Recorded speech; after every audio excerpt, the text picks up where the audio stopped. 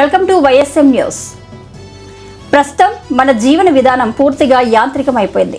దీనివల్ల చాలా మంది అధిక బరువు బారిన పడుతున్నారు.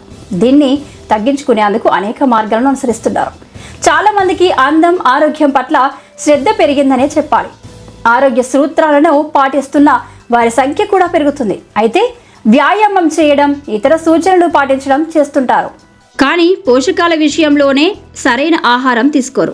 ఆరోగ్యం కోసం పోషకాలు కలిగి ఉండే ఆహారాలను తీసుకోవడం తప్పనిసరి. పోషకాల విషయానికి వస్తే మొలకల్లో ఉన్నన్ని పోషకాలు ఇతర ఏ ఆహారంలోనూ ఉండవనే చెప్పాలి. మొలకలను తినాలని చాలా మంది సూచిస్తుంటారు కూడా. పోషకాహార నిపుణులు కూడా ఇదే విషయం చెబుతుంటారు.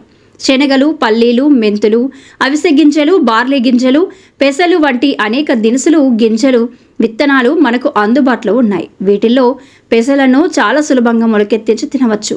ఒక రాత్రంతా పెసలను నానబెట్టాలి.